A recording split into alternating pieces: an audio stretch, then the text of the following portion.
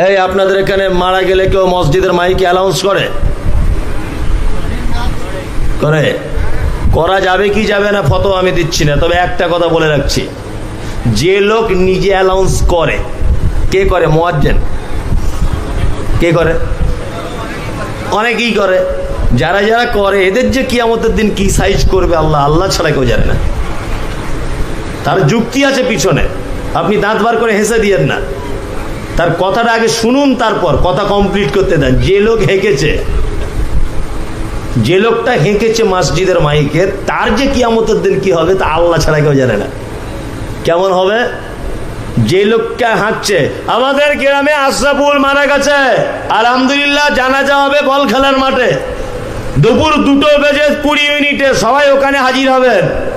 যার নামে মসজিদের মাইকে অ্যানাউন্স করা হচ্ছে 60 বছর বয়সে মারা গেছে, জীবনে নামাজ পড়েনি। ভালো করে বুঝুন, ওর নামাজ ফরজ হয়েছে কত বছরে? তার 10 বছরে। কত বছর? 10 বছর থেকে 12 বছর যখন নামাজ ফরজ হয়ে গেল, ফরজ হওয়া থেকে তাহলে ফরজ অবস্থায় থাকলো সে কতদিন? যদি 60 বছর মাসে 50 বছর। 50 বছর মসজিদের মুয়াজ্জিনের মাইকে আজানকে অপমান করেছে, মসজিদে যায়নি। এই বদমাশ লোকটা মারা গেল, আর মসজিদের মাইকে তুমি টুপি পরে হাঁটতে চলে গেলে। মসজিদের মাইক কি চানাচুরওয়ালার মাইক নাকি? 50 বছর লোকটাকে মুয়াজ্জিন ডেকেছে মসজিদের মাইক থেকে, মসজিদে এসো, মসজিদে এসো। ও টাইম পাইনি, আর ওর মতো একজন বেনামাজি মারা গেল, আর মসজিদের মাইকে হেঁকে দিতে হবে?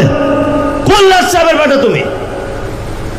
50 বছর তুমি আল্লাহর ঘরকে অপমান করেছো, আর তুমি কি এমন দামি লোক যে তোমার নাম মাইকে বলতে হবে?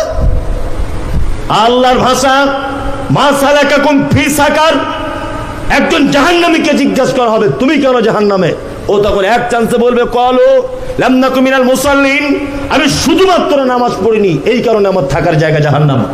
তার মানে পৃথিবীতে যত কাজ আছে সব কাজ না করে আপনি বেঁচে যেতে পারবেন, নামাজ না পড়লে বাঁচার কোনো রাস্তা নেই। লোকটা মারা গেল, জানাজার সামনে ইমাম সাহেব দাঁড়িয়ে দাঁড়িয়ে বলছে ছেলেদের পক্ষ থেকে 12 খতম, মেয়েদের পক্ষ থেকে 23 খতম, সবাই দোয়া করে দেবেন। আর ইমাম সাহেব দোয়া করে খুব কাঁদছে, মানে ধনী লোক মারা গেছে, না কাঁদলে মাল পাবেন ওর ছেলেদের কাছে। কি বললেন বুঝলেন না? খুব কাঁদছে ইমাম সাহেব, 4-5 মিনিট সবাই কাঁদছে।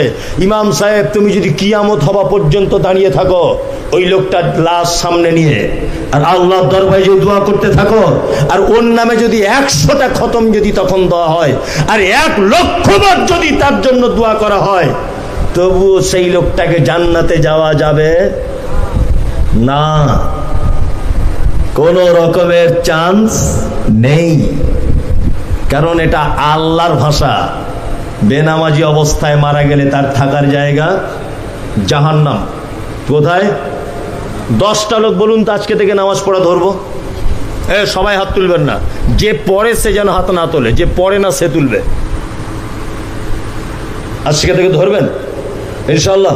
5 ওয়াক্ত, 5 ওয়াক্ত তো? আর তুমি 5 ওয়াক্ত ধরবে? তুমিও?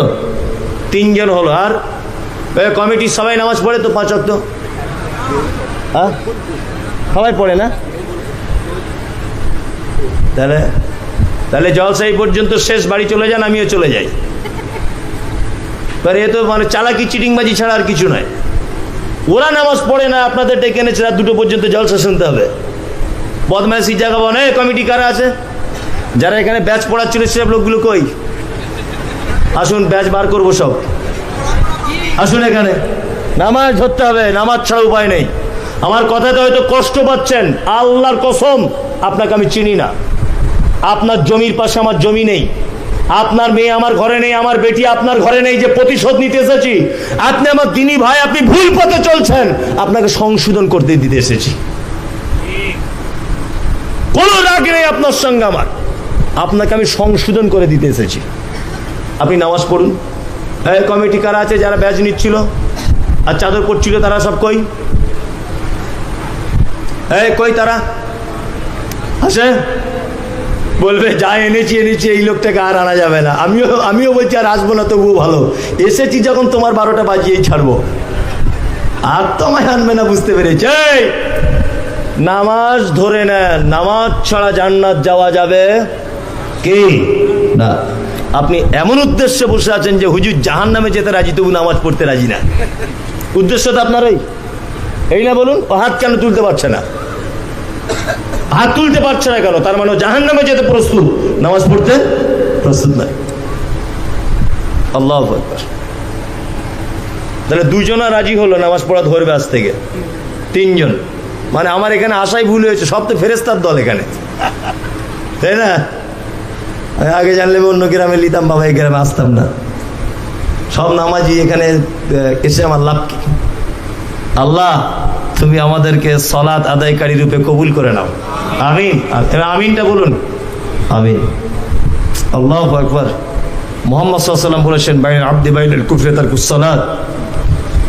যে লোক নামাজ পড়ে না, ওই লোক আর একটা কাফেরের ভিতরে ডিফারেন্স এতটুকুই যে লোক নামাজ পড়ে না।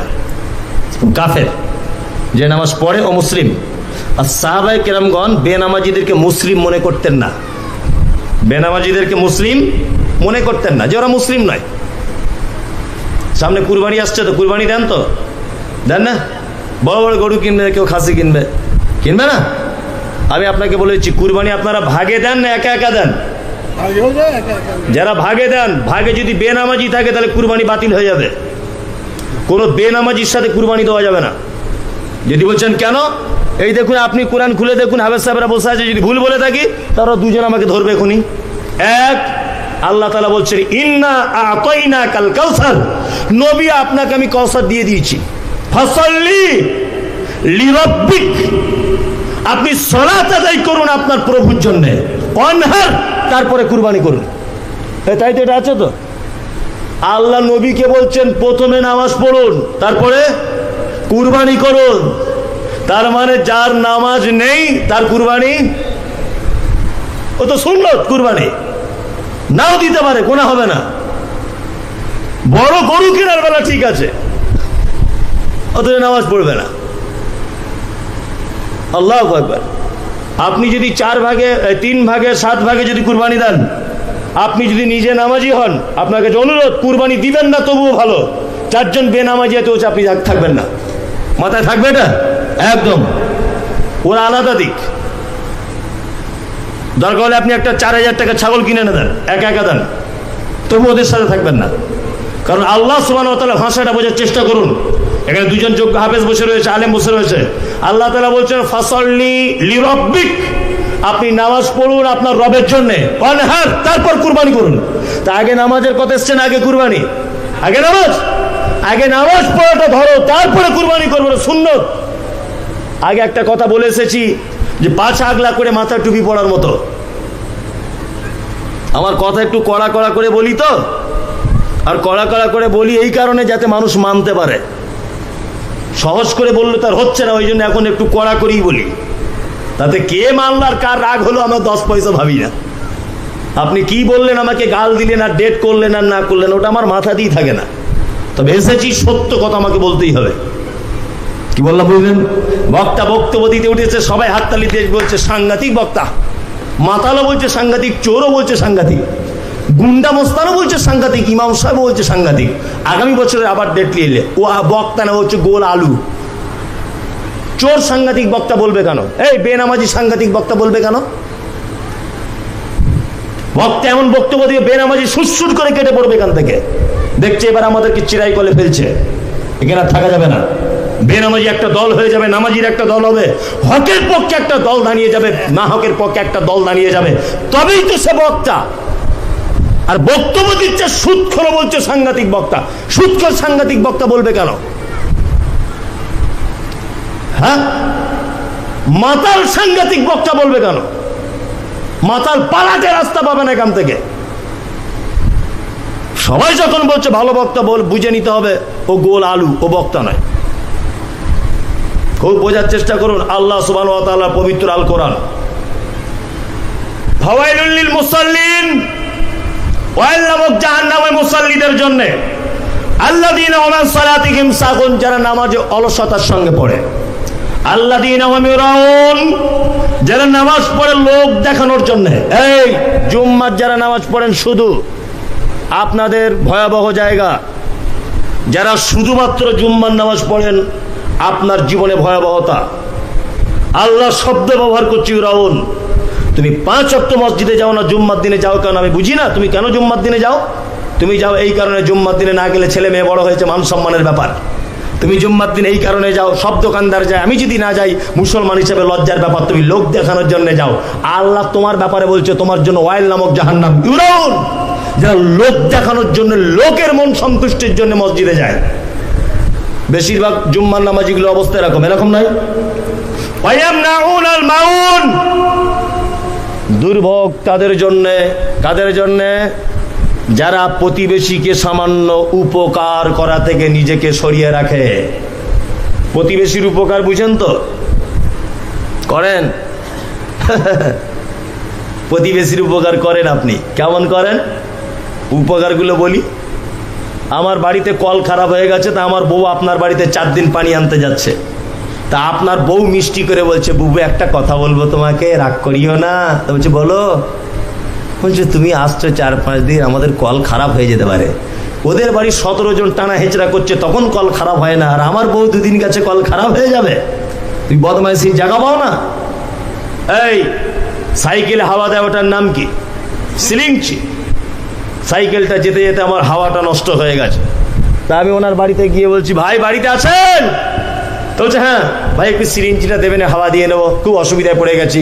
ওনার স্ত্রী তখন বলছে, বলো তুমি বলো, অসার খারাপ হয়ে গেছে বলো না। তো এরকম করে আর কতজনকে দেবে? বলে না, বলো অসারটা খারাপ হয়ে গেছে। মুহাম্মদ সাল্লাল্লাহু আলাইহি ওয়াসাল্লাম তিনি বলছেন, ওয়াল্লাহি লা ইউমিনু, আল্লাহর কসম ওই লোকের ঈমান নেই। ওয়াল্লাহি লা ইউমিনু, আল্লাহর কসম ওই লোকের ঈমান নেই।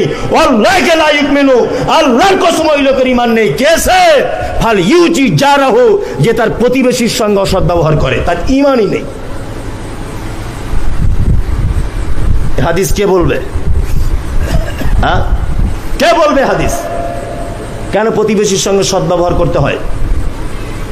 মুহাম্মদ সাল্লাল্লাহু আলাইহি ওয়াসাল্লাম বলেছেন, কোন প্রতিবেশী যেন আর এক প্রতিবেশীর দেওয়ালে কাঠ বা কুঞ্চি এই জাতীয় কোন জিনিস যেন এইভাবে টেক লাগিয়ে রাখতে যেন নিষেধ না করে। গরিব মানুষ মেন ফন্ডে জমি কিনতে পারেনি, দ্বিতীয় ফন্ডে কিনেছে। প্রথম ফন্ডের জমি মালিককে বারবার হাতে পায়ে ধরছে, ভাই 3 ফুট রাস্তা দাও, একটা ঘর করব, বউ ছেলে নিয়ে থাকবো। তার জমিটার দাম 2 লাখ টাকা, দাম চাইছে 8 লাখ টাকা। মানে ওকে জমি বিক্রি করবে না, হিংসা করছে, তাই না? আবার দেখছি হজে যাবে, লোকটা নিয়ত করেছে। ছি ছি ছি ছি ছি। প্রতিবেশীর সঙ্গে এই ব্যবহার করে তোমার হজ? হ্যাঁ, মসজিদের পাঁচিলটা বেঁকা। তা জিজ্ঞাসা করছি, ইমাম সাহেব এই অবস্থা কেন? সেক্রেটারি সাহেব, মসজিদের পাঁচিলটা সোজা কেন হলো না? বলছে জমি মালিক 1 হাত জায়গা চেয়েছিলাম, দেয়নি। মানে এমন ভাব দেখাচ্ছে মনে হচ্ছে ওর কবর হবে ওই জায়গাটাতে, এমন ভাব দেখাচ্ছে আর কি। এরকম লোক আছে আপনাদের এখানে? আল্লাহু আকবার। প্রতিবেশীর সঙ্গে সব সময়তে সদ্ব্যবহার করতে হবে। চলুন আপনাকে আমি ডান দিকে থাকার বাম দিকে পরিস্থিতিটা বলে দিলাম। এবার আমরা একটু ডান দিকেরটা বলি। জান্নাতে তো যেতে হবে, কয়েকটা আমল কথা বলে দিই, ইনশাআল্লাহ আজকে থেকে করবো জান্নাতে যাবার, ইনশাআল্লাহ। এখানে মেয়েরা শুনছে? আছে তারা? আছে। এক, আল্লাহ নবী সাল্লাল্লাহু আলাইহি ওয়াসাল্লামের কাছে একজন ছেলে এসেছেন, কনভার্ট মুসলিম, নতুন ইসলাম গ্রহণ করেছে। উস্কো খুস্কো তার মাথার চুল। আল্লাহ নবীকে এসে বলছেন, দুল্লানি আলা আমালিন ইদা আমিলতুহু ফাদাখালতুল জান্নাতা। আল্লাহ নবী আপনি আমাকে এমন কিছু আমল বলে দেন যে আমল করলে আমি জান্নাত চলে যাব। বিশ্ব নবী একটা একটা করে বলছেন, ক্বালা তা'বুদুল্লাহ, তুমি সর্বক্ষেত্রে গোলামি করবে কার? আল্লাহ। আল্লাহ ছাড়া কারো গোলামি করা যাবে না। 2, ওয়ালা তুশরিক বিহি শাইয়া, ভুল করেও যেন শিরিক করে দিও না, তাহলে জান্নাত যেতে পারবে না। শিরিক বুঝেন তো? খুব ভালো বুঝেন না? আল্লাহর যে ক্ষমতা আছে এই ক্ষমতা অন্য কারো আছে, এইটা মনে করার নাম শিরিক।